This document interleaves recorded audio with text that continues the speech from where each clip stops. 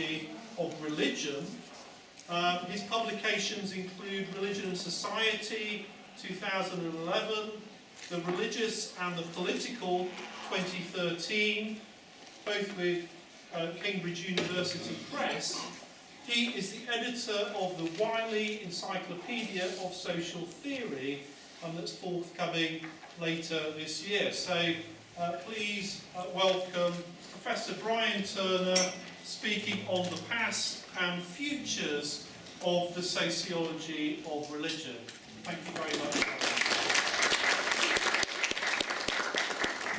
Thank you very much for that warm introduction.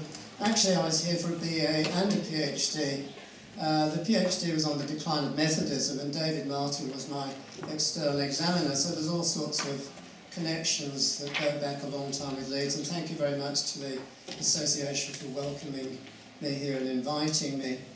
In this paper, I've tried to stick to the actual title of the conference by looking at to what extent sociology of religion is on the margins or in the centre. And it's a common introduction to textbooks talks about the checkered history of the sociology of religion. It was obviously central to Weber, Durkheim, Zimmel, and I think that kind of period comes to an end with Talbot Parsons, the translator of the proselytic spirit of capitalism. And I want to talk a little bit about Parsons' involvement in this story of the rise and fall and rise of the sociology of religion. I think then there is a sort of grey period dominated by the secularization thesis. And then more recently, I think that there's a kind of an agreement that sociology has come back to some degree of prominence in the sociology in general terms. And so that's a sort of historical framework of this introduction. I've now lived in America or worked in America for 6 or 7 years, and I don't know whether the Americans in this audience would agree, but I think there's a profound gap between American sociology of religion and European sociology of religion, and really that's kind of weakened sociology of religion generally, I think, because these two paradigms, as it were, don't really communicate very easily with each other, and that, I think, has been a kind of weakness of the sociology of religion in general. Now, as you all know, Peter Berger died recently, and I feel it's important to say something about his work in this conference, which is that I think Berger did a number of things that were very important for the sociology of religion. He formed a sort of bridge between the European tradition and the American tradition, and in some respects Berger is more European than American, but I mean I think there are one or two figures in this story, such as Robert Bellah and Peter Berger, who were instrumental in sort of bridging this gap, and certainly Berger for my generation was crucial in one's introduction to the sociology of religion. I mean, the Sacred Canopy was something I was reading here in Leeds as one of the main texts for inspiring me and others to engage in the sociology of religion. And Berger, I think, is important for the bridging role he played, but also that he put the sociology of religion very much into the mainstream rather than at the margins, mainly because of the book The Social Construction of Reality with Luckman was one of the most successful theory books in mainstream sociology, again, particularly in Europe to some extent. And there aren't sort of many sociologists that have been able to do that, to be deeply influential in the sociology of religion and also to make sociology of religion mainstream. And part of this evening's talk is about how to make the sociology of religion mainstream rather than a marginal interest within the academy, the sociological academy as a whole. I got interested in Berger for other reasons as well. I was very interested in the influence on his work of philosophical anthropology, and here I think about Plessner and Arnold Gehlen. Arnold Gehlen wrote two very influential books. One is simply called Dementia, and it's translated simply as Man, and the other was Man in an Age of Technology. And Berger and Kellner wrote a very influential article on the role of Arnold Galen's theory of institutions in his early work.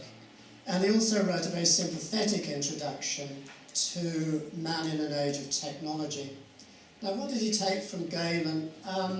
Galen's philosophical anthropology argued that human beings are poorly equipped in instinctual and instinctual terms to cope with the world into which they are thrown. And I guess this is a kind of common argument of early anthropology, that we depend upon institutions rather than on instincts, and that human beings build this kind of social world in which they inhabit. These institutions are very powerful in enabling us to cope with our limited biological capacities. And you can see, I think, where the idea of the sacred canopy came from, namely that human beings build these worlds which are beyond their sort of biological foundations, but nevertheless connected to their biological foundations. Galen was influential in a whole series of concepts that have remained in sociology: deinstitutionalization. He had a very interesting theory about the flexibility and fluid nature of personality. He was very critical of modern society, which he thought was fragmenting and free-floating. Now, Arnold Galen was a committed member of the Nazi Party and a committed fascist. And I think, you know, one debate we could have this evening about the relationship between people whose ideologies we might disapprove of and the kind of sociology they produce. Now, Galen disappeared from Berger's work, but I think it was still very important in his notion of institutions, and at least in his early notion of secularization, namely that we live in a world of fragmented canopies, and that these have a big impact on delegitimizing the institutions that make authority capable.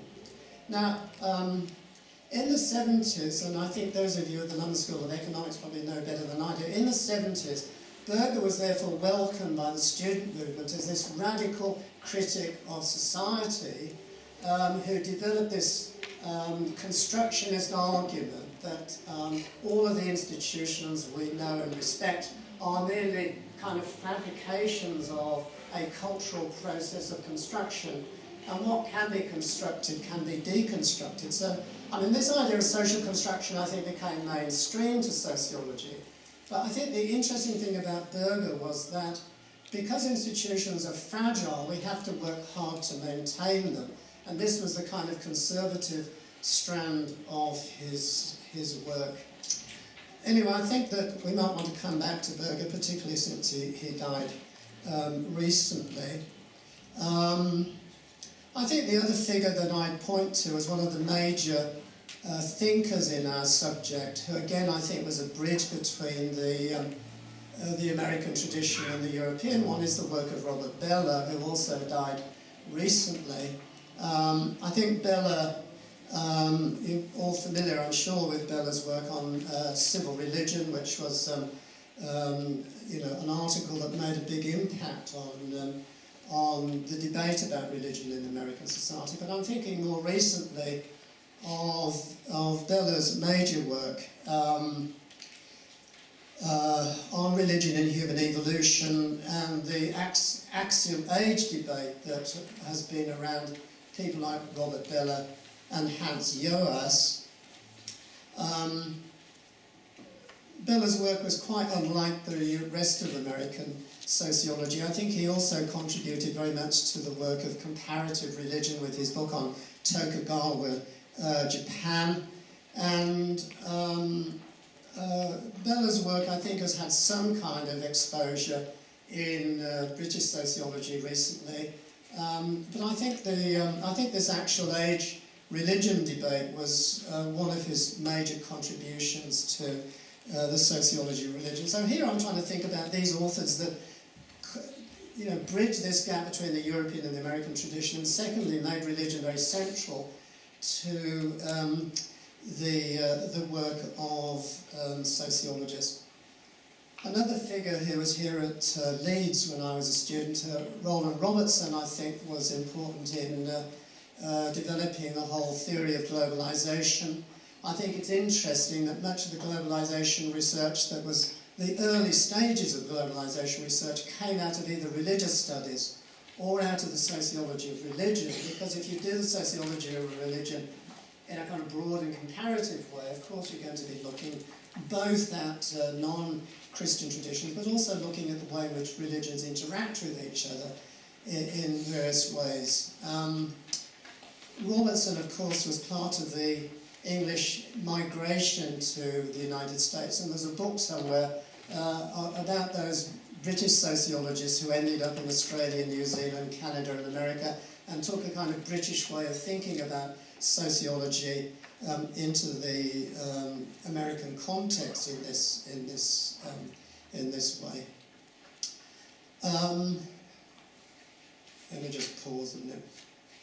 One thing I left out was that in reading Arnold Galen and Peter Berger, I got interested in the sociology of the body, and I want to return to this theme later on about the connections between the sociology of the body and current interest in things like religious practices, for example, and also want to talk a little bit about the interaction between biology and sociology in this talk. What I say in the middle of this, and I did actually write a paper for this conference, but I don't want to sit here and just read it to you. So I'm in this paper, in the middle of this paper, I sort of say that I think sociology generally has this kind of choice to make between two ways in which sociology of religion seems to be developing.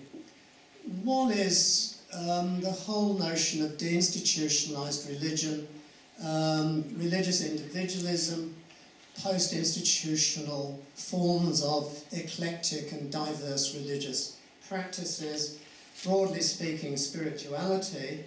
And here again, I'm sort of reflecting on the students that do sociology of religion with me. There's a great interest in identity, in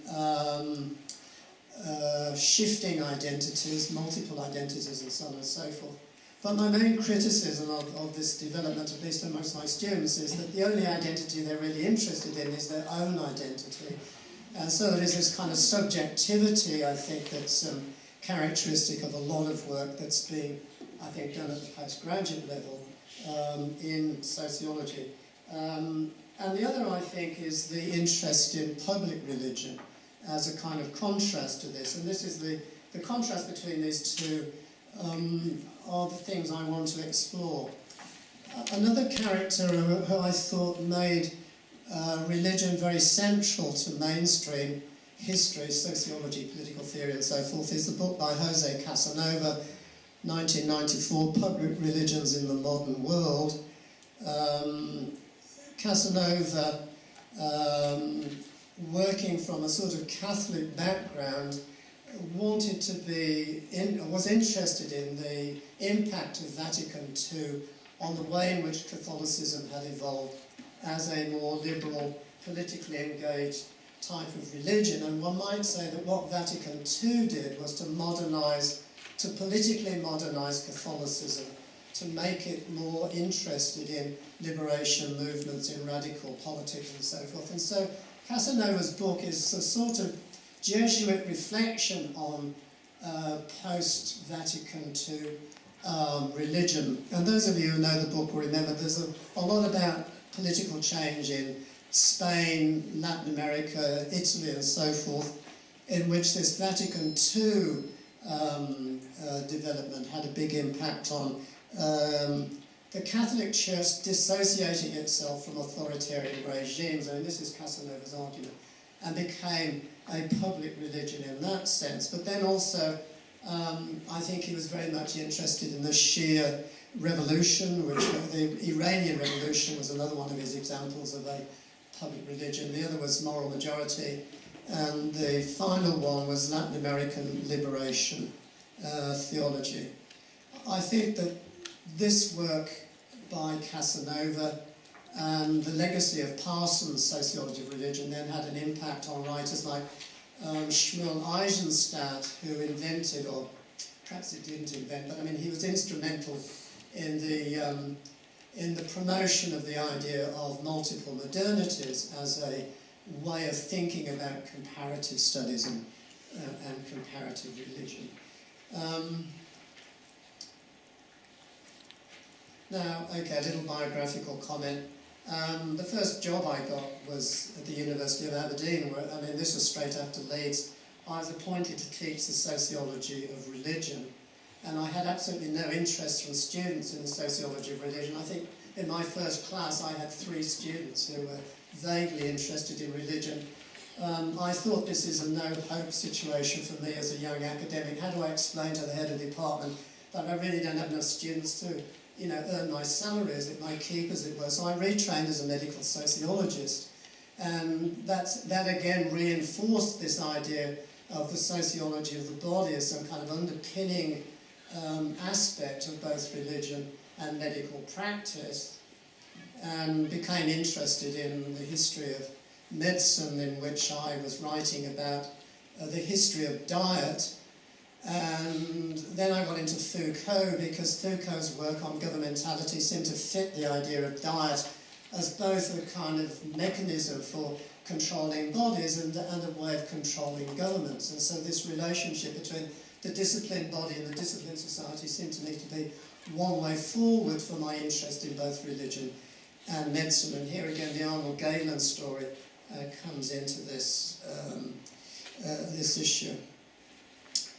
And I have to admit that, I mean, whilst I remained interested in the sociology of religion, the lack of support for the sociology of religion in universities generally, the lack of interest in religion, forced me, and I suspect other people, to diversify their talents so that they were not going to be rapidly unemployed, you know, soon afterwards. And everything changed with 9/11. And what we've had is a huge growth in the sociology of Islam as a result of that. I mean, when I published Weber in Islam in 1974, there was very, very little interest in, and the fact that nobody really commented in English-speaking sociology on Weber's interest in Islam was kind of stunning. And the main competition for me was Maxime Rodinson, who'd written a book on Islam and capitalism in French, you know, before my work came out. But it seems to me that, well, let me put it this way, much of the interest in religion seems to be now parasitic upon the sociology of Islam as a burgeoning topic. So we have, you know, journals on the sociology of Islam, research centres on the sociology of Islam. I mean, Islam has, you know, already come up in this conference very frequently. But I think the sociology of Islam is, as it were, the sociology of Islam, to me, has gone in a very skewed dimension because it's dominated by Islamophobia studies. And all sorts of other aspects of Islamic society, both here and elsewhere, seems to me to be obscured by this, and this is not my terminology, by the industry of Islamophobic studies. And to say something, you know, so that's going to upset a lot of people in this room, it seems to me that we don't need to know a lot more about Islamophobia that we don't already know. There's just so much material out there that it's driving the study of Islam into a very kind of narrow and very specific sort of area. Again, thinking about America, I mean, conflicts between black and white Americans, Trump's view of Hispanics, the whole problem of race relations in America is really dominated by a north-south divide. The legacy of the Civil War is still very much with us. The Confederate flag, I think, is flying somewhere in Louisiana this evening, and so on and so forth. And I think this is a correct statistic that in the first 4 months of last year, there were 500 people shot in South Chicago. And that seems to me to sort of put the Islamophobia thing into some sort of comparative context. That, and again, when we had the debate this morning about minorities, no one mentioned black communities. And I thought that this kind of shows to me that the pushing of the study of Islam into strategic studies and security studies is, you know, a kind of strange way in which the sociology of Islam has developed. And the study of Islam has become so heavily politicized that I think there are serious academic issues here. Now, I know that the study of spirituality has a number of excellent sociologists working on it. I mean, again, I'm thinking here of works that you all know, Courtney Bender's The New Metaphysicals, Religion on the Edge, which is the book that influenced this conference and so forth. Jim Spickard's own work on, you know, post-institutional forms of religion, and a kind of earlier tradition, for those of you from Lancaster, Paul Heelis's New Age movement, I think, was also an early kind of contribution to this work. My kind of doubts about this type of development in the sociology of religion is what will be the long-term social impact of deinstitutionalized spirituality. And you might say, well, that's not necessarily a concern of sociologists, but I mean, I've just come here from Leipzig and Berlin and Potsdam, and just about every town in northern Germany has a 500-year advertisement for, you know, some conference or some debate about Luther's impact, not only on German society, but on Western society as such. And my question is, if some sociologist of religion is around in 500 years' time, what will they say about the impact of spirituality on Western civilization in terms of institution building, defense of social rights, creating new ways of living, and so on and so forth? And I think the only possible answer to this might be that spirituality has an impact on environmental politics. But I think that impact is probably rather weak and kind of indirect. And this is going to really upset you. The question is, do you want the sociology of religion to have the same status as the sociology of sport? Now, I mean, how many departments in Britain have a sociology of sport? Very few. And I think it's run by people who couldn't get into Chelsea Football Club or into Manchester City, and so they kind of become sociologists of football. It's all very entertaining, but again, what's the social impact of all of this? Very little. And so I think we have to, my argument this evening is that we have this choice between, do we want to have the same status as the sociology of sport, or would we be trying to influence mainstream sociology, but also not only mainstream sociology, but mainstream social life? And so I go back to Casanova and ask, if Casanova was to rewrite the public religions book, what would it look like now? And just to step back a bit, I think Casanova's book, in a sense, is optimistic. I mean, it says there are these religious and political movements that are changing the world in a way that's positive. So, I mean, for Casanova, liberation theology, and I mean, I agree with him, is a sort of positive, optimistic kind of theology that brought about significant changes in Latin American politics and culture. The other studies he does of liberal Catholicism, I think, or post-Vatican II Catholicism were also in this vein. And I think if Casanova were to rewrite the public religions, what would he put in it? And by the way, his current study is the globalization of Jesuits, which is a study he's carrying out in Asia and Latin America and elsewhere. So I don't think he's going to rewrite the public religions book, but I think if he did, it would be a much more negative and troublesome sort of book, because I think the illustrations might be ISIS.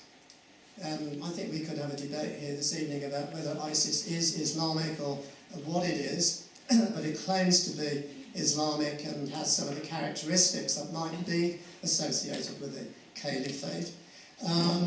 I think it would include much of the conflict between religions in the modern world, and I'm thinking about Myanmar between Muslims and Buddhists. I think of the southern states of Malaysia, where again you've got very strong conflicts between Muslims and Buddhists. The ongoing conflict between Copts and Muslims in places like Egypt and elsewhere, the conflicts in the Middle East generally, and these tend to be fairly sort of negative or deeply troublesome or problematic ways of going at it. And to return to a theme I raised this morning, I think another component of public religion would be the rise of populism in contemporary politics. Now, those of you of my age will remember reading some books about populism about 40 years ago, and then it kind of disappeared, and then suddenly we're surrounded by, you know, conferences and lectures on populism. So the question is, I mean, is it just a phase or a fad that might go away? And I want to suggest that whilst Trump might disappear, the sooner the better, Trumpism, I think, is something much more profoundly entrenched, not just in American society, but in other societies. So I think the populist movement has had, if you like, some setbacks with the French elections and the kind of problems surrounding Brexit and so forth. But some of the underlying problems of the marginalisation of communities in modern societies is quite interesting. Again, I think you think in the American case of the Tea Party had quite strong connections with Protestant organisations.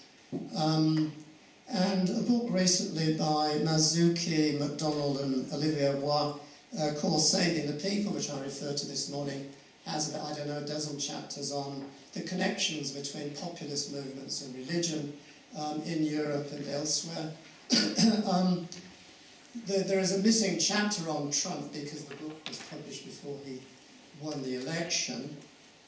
But the subtitle of the book is The Hijacking of Religion by Populist Movements. And I think one kind of discussion we might have this evening is to what extent was religion hijacked by politics, or was it the other way around? Politics was hijacked by religion. And I want to say something very briefly, therefore, about Trump. The way I've tried to teach the sociology of religion in New York is that for every class I take in the Washington Post and the New York Times, and I say, open the pages and find something that's interesting about the impact of religion on American society. And normally there's tons of stuff to get your teeth into: same-sex marriage, the crises within the Catholic Church around the sex scandals issues. And during the Mitt Romney and Barack Obama presidential process, we had a lot of meat to get into, so to speak, because there was this very interesting debate about whether Mormonism was Christian at all. Indeed, was it a religion? And on the other hand, there was this argument that Obama was a secret Muslim of some sort, and so my students had lots of things to sort of think about in terms of the presence of religion in the public domain. During the Trump-Clinton debates and the contest and so forth, I found nothing to say to the students about the presence of religion in that election. And having said to my students, look, the game is with public religion, and here we had this election process that didn't seem to say anything at all about religion. Clinton read one passage in a particular speech he made from the New Testament. There was an interview with Bernie Sanders about his Jewish background, but it wasn't really, it was about his ethnicity rather than his religion, if I can put it that way, or his family background. And Trump, of course, I thought was a kind of enigma, because I couldn't, well, number one, I couldn't see how he could get elected. And secondly, I couldn't find anything about his campaign that looked kind of interesting from a sociology of religion point of view, apart from his switch from being pro-life to being anti-abortion. I thought was the only kind of clue that we might have. But once he became president, there seemed to be lots and lots of evidence about his support from the evangelical Christian community, particularly over abortion, because Roe versus Wade, the legal process that had made termination of pregnancy legal by the Supreme Court was a big issue. And there was the changes he made to some of the taxation issues that charities would be allowed to promote political issues in America. He has this religious consultant, Paula White, who's a televangelist, also divorced 3 times, I think, from Florida, who runs a very popular American TV show, who said that Donald Trump is a man hungry for God. And what then seemed to come out of this is, and those of you who are familiar with American religion will know this better than I do, I got very interested in the debate about the so-called tender warrior, which was the idea that God has actually made men and women very different. We've heard this argument before, that women are essentially equipped for a domestic role, that men should dominate the family and be strong men, that large families are an illustration of masculinity. So the idea of the tender warrior is that traditional roles for men and women are religiously ordained, because Trump has been kind of feeding on this narrative that his obvious masculinity, the constant references to his big hands, and his treatment of women from some perspectives within the evangelical churches is part of this development of the idea of the tender warrior as the ideal man.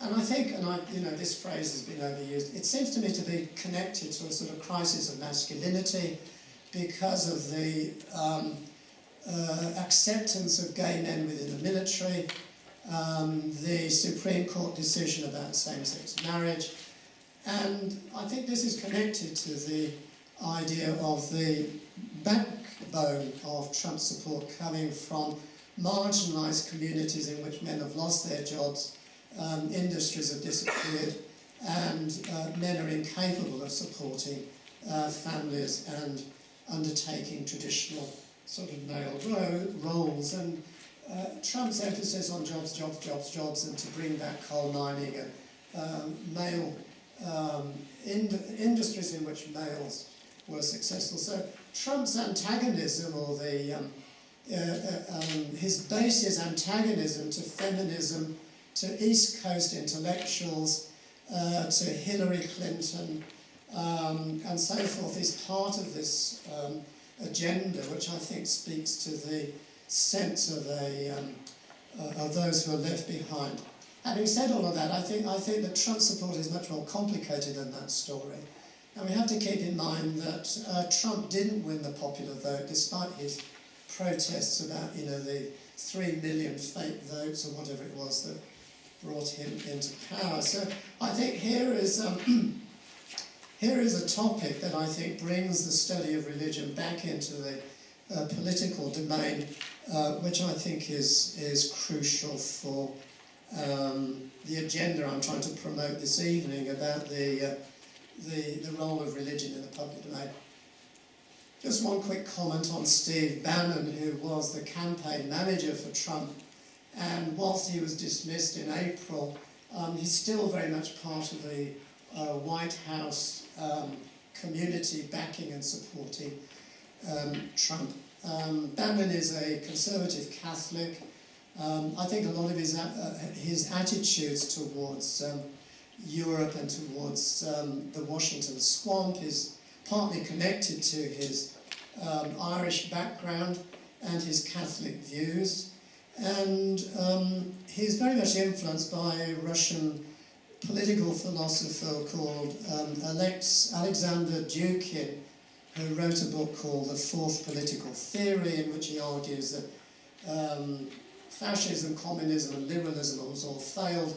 We need a new type of politics, which is what we're getting from Trump in terms of dismantling NATO, dismantling the UN, having a deal with the Russians, that large structures like the European Union need to be demolished. and why Nigel Farage went to visited Trump before Theresa May or any other British politician, I think sort of feeds into that agenda. So to return to Casanova, I think if we had a book by Casanova on public religions, it would be a very different type of scenario to the one that he outlined.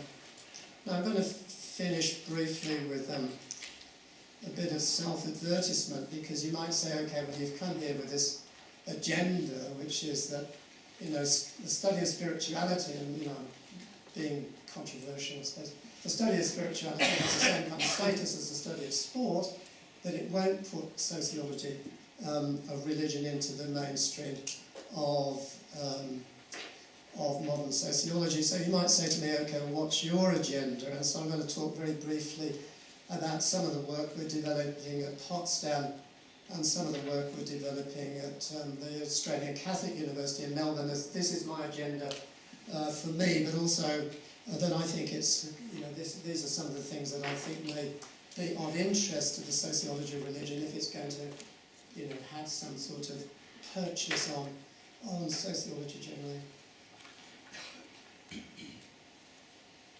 My throat's also going to give up soon, so. We have this big project on Sharia law that we're running in Melbourne. It's connected with a project started by Harvard Law School, and it's creating a global archive of legal decisions involving Sharia cases. So we're studying all sorts of legal decisions in, we've got a big project in Indonesia looking at Aceh and Java on how the law is changing there as the Sharia becomes more institutionalized, as Islam becomes a more dominant form of politics in Indonesia that has this project on Islamization, because the government there is trying to win electoral support, and one way it does that is through Islamization. And I think this raises very interesting questions about legal pluralism and raises issues about how Islam has been developing in legal terms. We've had a study of American court decisions, for example, in which American judges have to refer to Islamic law. And part of this is my agenda to sort of say that the sociology of Islam could do something other than Islamophobia. And one of those would be to look at the whole development of Sharia arbitration in European and American court cases. And I refer to some of the work done here in Cardiff, I think, is very influential. Russell Sandberg's book, Religion and Legal Pluralism, for example, I think was a very interesting book produced in the UK about Sharia. And against Islamophobia, I'm trying to sort of promote studies that look at middle-class Muslim communities, that look at the professional development of Sharia law by law companies in New Jersey and New York. And one of the projects that we've been sort of developing